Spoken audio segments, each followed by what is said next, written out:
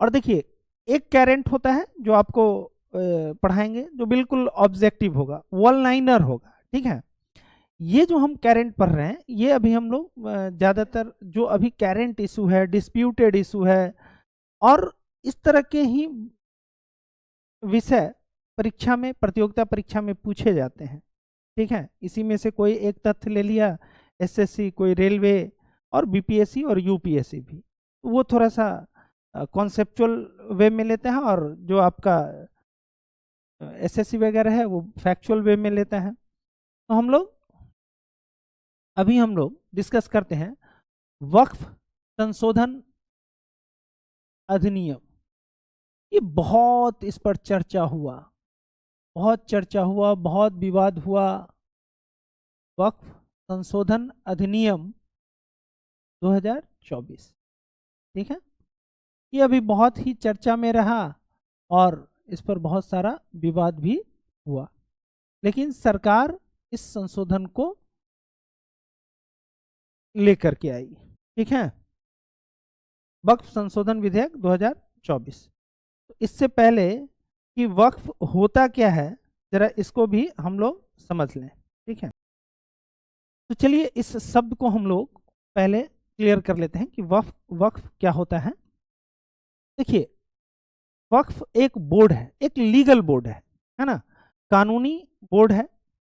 और वक्फ बोर्ड का गठन कब हुआ ये सब बाद में, इससे पहले हम जान लें कि वक्फ का मतलब क्या होता है। तो वक्फ का मतलब होता है कि खुदा के नाम पर जो दान में दिया गया धन होता है, यानी ईश्वर के नाम पर जो दान में दिया हुआ धन होता है, उसी को हम लोग वक्फ बोलते हैं। तो वक्फ बहुत क्लियर हो गया कि वक्फ का मतलब क्या हुआ, कि दान में ईश्वर या खुदा के नाम पर जो आप दान में चल और अचल संपत्ति देते हैं, उसी को हम लोग वक्फ कहते हैं। और भारत में 1954 में पहली बार वक्फ कानून आया, और इसी समय वक्फ बोर्ड का गठन भी हुआ। तो वक्फ बोर्ड का गठन कब हुआ, तो 1954 में हुआ, और इसमें कई बार संशोधन किए गए, ठीक है। जिसमें से एक संशोधन 1995 में हुआ, ठीक है। और 1995 के संशोधन के तहत वक्फ बोर्ड को बहुत, मतलब आप ये कह सकते हैं कि बहुत अधिक अधिकार दे दिए गए। और अभी जो वक्फ संशोधन अधिनियम 2024 से लाया गया है, वो 1995 के संशोधन को ही, 1995 में जो संशोधन किया गया, इसके अलावा इसके बाद फिर जो 2013 में संशोधन किया गया, जिसके जरिए वक्फ बोर्ड को बहुत असीमित अधिकार प्रदान किए गए, उसी को नियंत्रित करने के लिए, ठीक है, वक्फ संशोधन अधिनियम 2024 लाया गया। साथ ही साथ वर्तमान में जो सरकार है, उसका ये मानना है कि अब वक्फ बोर्ड में भूमाफियाओं का भी कब्जा हो गया है, जैसा कि भारत सरकार के एक मंत्री का बयान आया इस तरह से।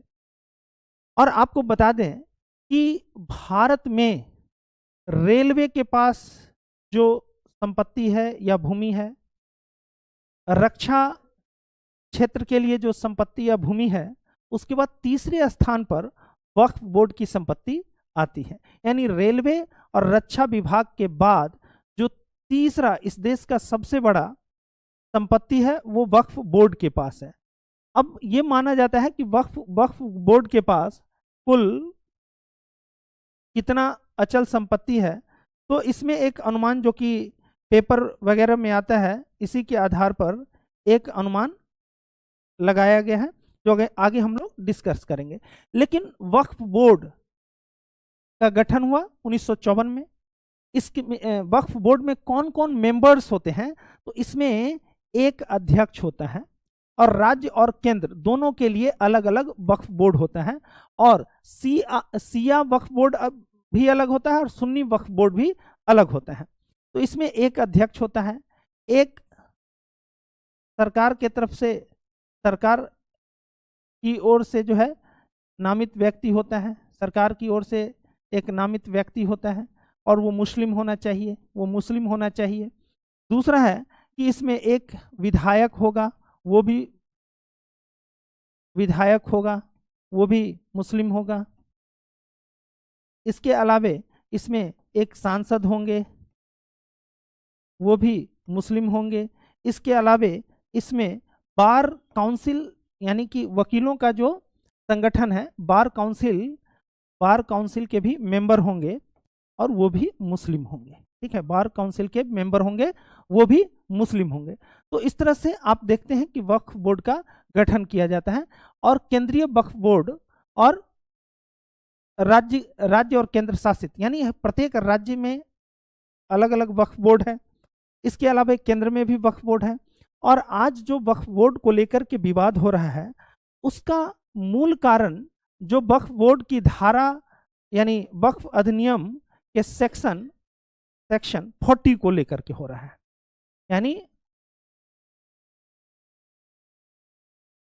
आप याद रखेंगे वक्फ बोर्ड की धारा ही लिख देते हैं, धारा 40 को लेकर के ये बहुत सारा विवाद खड़ा हुआ और इसी धारा में संशोधन भी किया गया। अब देखिए ये धारा 40 वक्फ बोर्ड को कौन सा अधिकार देता है? ये धारा देता है रीजन टू बिलीव। देखिए रीजन टू बिलीव,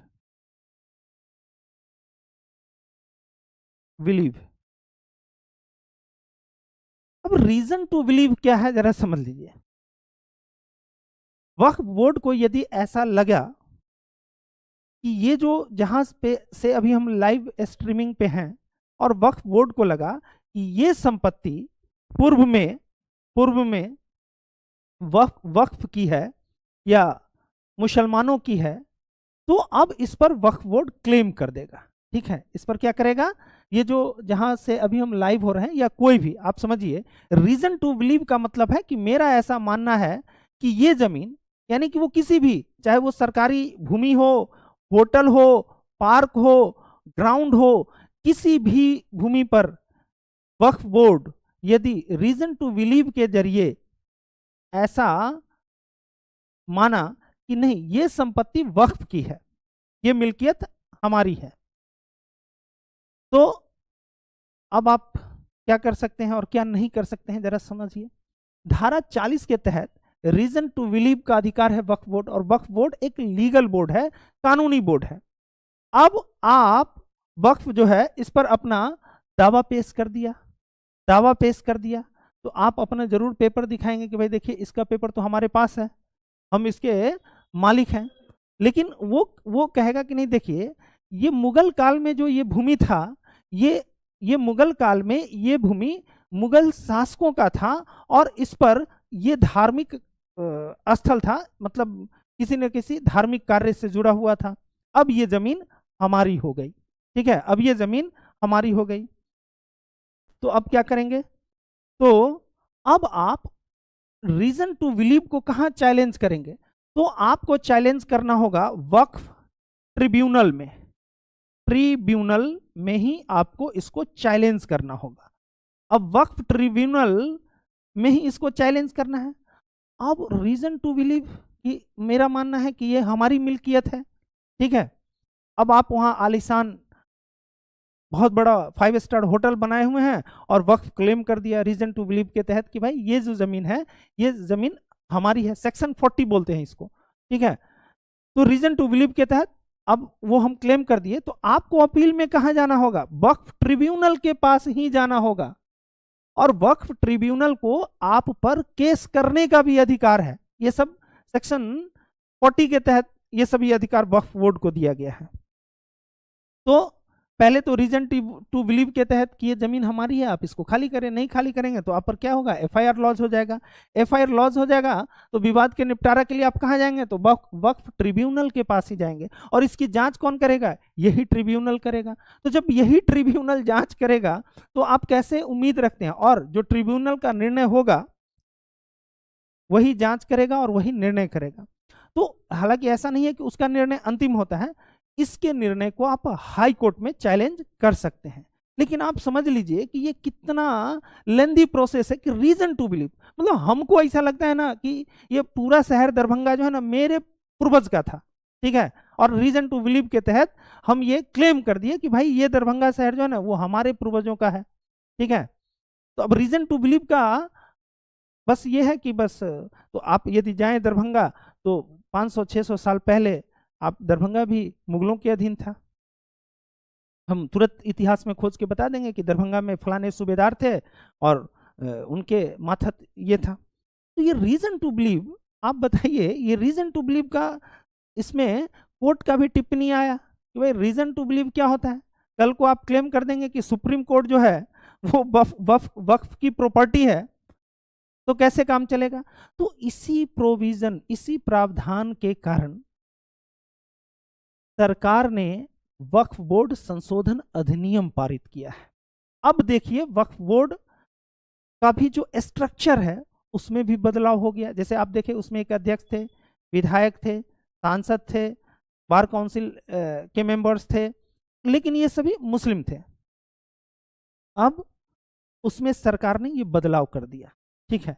पहले तो बोर्ड में ही क्या क्या बदलाव किया वो भी देख लेते हैं। धारा 40 में क्या क्या बदलाव किया और रीजन टू बिलीव में क्या क्या बदलाव किया, हर एक विषय पे चर्चा कर लेते हैं, फिर हम लोग आगे चलते हैं। ये रीजन टू बिलीव क्या किया कि वक्फ बोर्ड के पास आज के डेट में कितना जमीन है आप समझिए।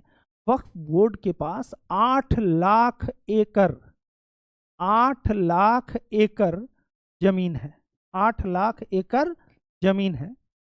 और इसकी जो कुल यदि रुपया में निकाला जाए तो वक्फ बोर्ड के पास 1 लाख करोड़, 1.2 लाख करोड़ का संपत्ति है, समझ लीजिए 1.2 लाख करोड़ की संपत्ति है। हालांकि वक्फ बोर्ड इन जमीनों पर मस्जिद का निर्माण करती है, स्कूल का निर्माण करती है, इसके अलावे जो जो धार्मिक कार्य से जुड़े हुए हैं और या फिर जो परोपकार के कार्य हैं उन सब कार्यों में वक्फ बोर्ड, जो आप दान देते हैं या चंदा देते हैं उससे वक्फ बोर्ड अपना ये सब काम करता है कि वहाँ धार्मिक शिक्षा, धार्मिक तालीम के लिए स्कूल का निर्माण करना, नमाज अदा करने के लिए मस्जिद का निर्माण करना और तरह तरह के अन्य कार्य करती है। लेकिन ये 8 लाख एकड़ जमीन आप समझ लीजिए कि रेलवे और रक्षा विभाग के बाद सबसे अधिक जमीन किसी के पास है, वो किसके पास है, वक्फ बोर्ड के पास है। और सरकार ने ये रीजन टू बिलीव को एक प्रकार से खत्म ही कर दिया।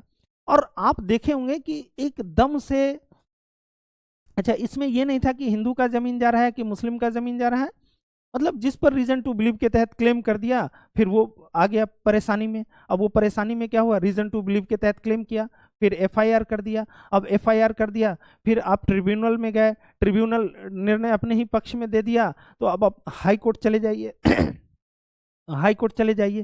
तो इन सब को लेकर के बहुत विवाद था। और यदि हम देखें तो रेलवे और रक्षा के बाद सर्वाधिक संपत्ति जो है वो वक्फ बोर्ड के पास है। अब सरकार क्या किया है जो हम लोग पढ़ने वाले हैं, वक्फ संशोधन अधिनियम 2024 में क्या क्या प्रोविजन लेकर के आया है सरकार। वक्फ संशोधन अधिनियम, अब यहां से सवाल बनेगा। देखिए पहला चीज तो हम आपको बताएं कि वक्फ होता क्या है, वक्फ बोर्ड के मेंबर्स कौन होते हैं। सेंट्रल लेवल पे वक्फ बोर्ड होता है, स्टेट लेवल पे वक्फ बोर्ड होता है, और वक्फ बोर्ड में कौन कौन लोग शामिल होते हैं। लेकिन वक्फ संशोधन अधिनियम 2024 के प्रावधान क्या है, अधिनियम 2024 के प्रावधान क्या है, और ये समान रूप से जो लोग मुख्य परीक्षा लिखेंगे उनके लिए भी उतना ही उपयोगी है। जो इस वर्ष कोई भी मुख्य परीक्षा लिख रहे हैं किसी स्टेट का, वहाँ भी इससे सवाल आपको देखने को मिलेगा। तो एक एक करके हम लोग जरा इसके प्रोविजंस को देखते हैं। पहला कि सरकार ने अपने विधेयक में कहा कि कोई भी सरकारी संपत्ति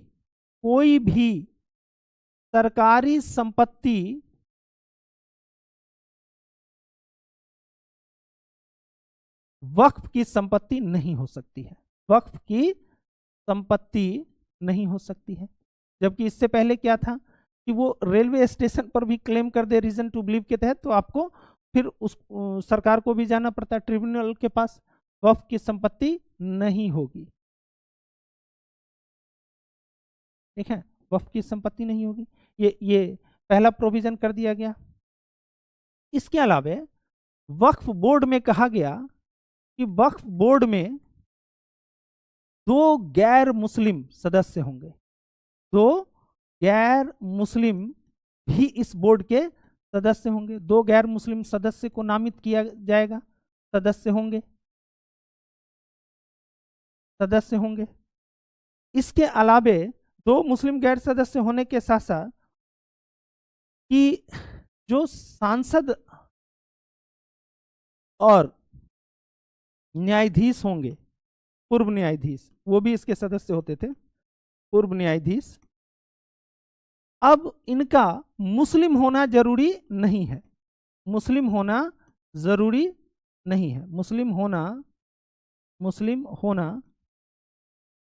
जरूरी नहीं है।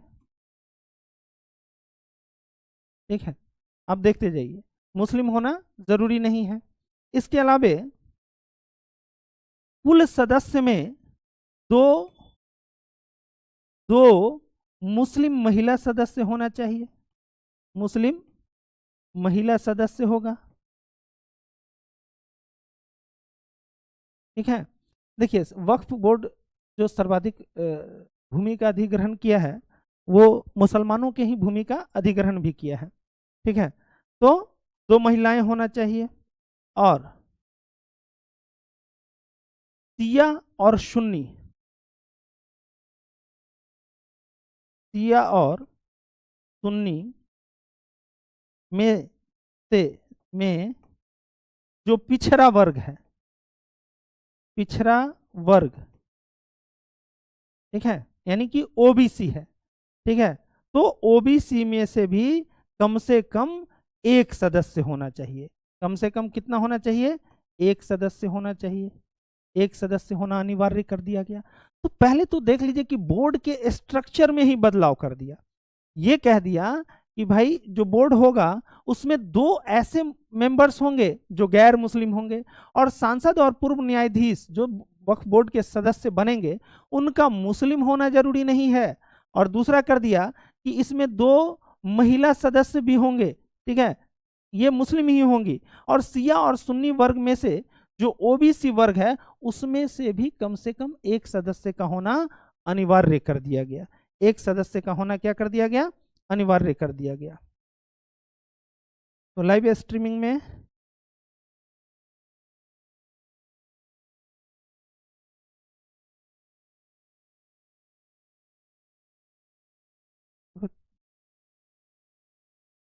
चैट, ठीक है, तो वो बहुत दूर हो जाता है, चैट उसमें नहीं पढ़ पाते हैं। तो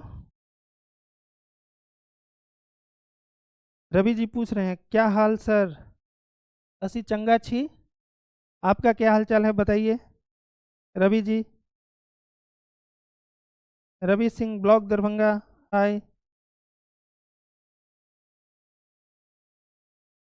भैया जी अनऑफिशियल कह रहे हैं कि आईपीसी और बीएनएस फिर से, हाँ जरूर फिर से बताएंगे, है ना, जरूर बताएंगे, फिर से बताएंगे। ठीक है,